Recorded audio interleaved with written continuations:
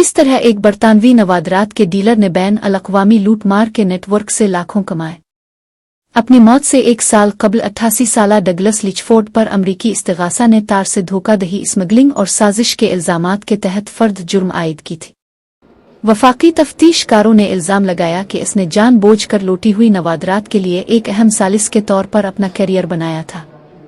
ताहम इस वक्त तक लिचफोर्ड मुबैना तौर पर थाईलैंड में खराब सेहत में था। इसके बारे में शुकूक और शुबहात पैदा हुए कि आया वो उन इल्ज़ामात से भी वाकिफ था। 8600 मील से ज्यादा दूर न्यूयॉर्क के कमरा अदालत में मुकदमे की समाअत करने के काबिल रहने दें, खा वो किसी मशहूर म्यूजियम में दिखाए जाएं या किसी अरब पत्ती के निजी जखीरे में। मगरिब में बहुत से खमीर मुजस्समे गालिबन कदीम मंदिरों के मकामात से हटाकर कंबोडिया से बाहर स्मगल किए गए थे।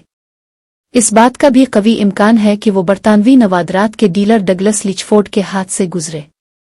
जमा करने वालों के लिए लिचफोर्ड को एक काबिल एहतराम अथॉरिटी समझा जाता था, एक काबिल एतमाद डीलर, माहिर, अगरचे ज्यादातर खुद तालीम याफ्ता स्कॉलर और खमीर आर्ट पर मुतअद्दिद किताबों के मुसन्निफ।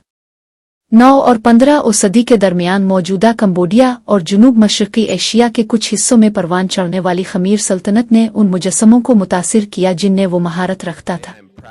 1960 की दहाई से लेकर 2020 में अपनी मौत तक लिचफोर्ड ने खरीदारों को वसीओ अरीज फरीज मंदिरों के मुजस्समों, मंदिरों की मुजस्समा साजी और मुजस्समा साजी का सामान फराहम किया।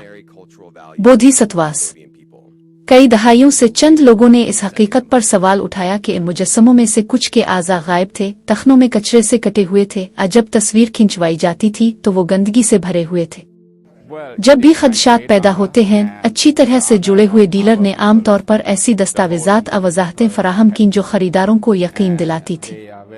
ताहम जैसा कि अमरीकी तफ्तीशकारों ने मुक्की खाना जंगी और उसके नतीजे में खमीर रोज दौर के दौरान कंबोडिया से हटाए गए नमूनों की जांच करना शुरू की, बढ़ते हुए शवाहिद ने लिचफोर्ड की तरफ जांच में इजाफा किया।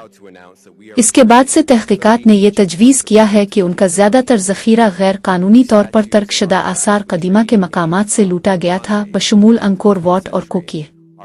मकामी लुटेरे, जिन्हें बाज़ औक़ात फौजी अहलकारों की मदद हासिल होती थी, बेलचों, छीनियों, चुनू और यहाँ तक के धमाका खेज मवाद को थाई सरहद तक ले जाने से पहले इन टुकड़ों को निकालने के लिए इस्तेमाल करते थे। वहां से ये अशिया बनकाक के लिचफोर्ड पहुंची, जहां इस पर इल्जाम है कि इसने जाली दस्तावेजात को बैन अल-अक़वामी आर्ट मार्केट में मुतारफ कराने के लिए इस्तेमाल किया।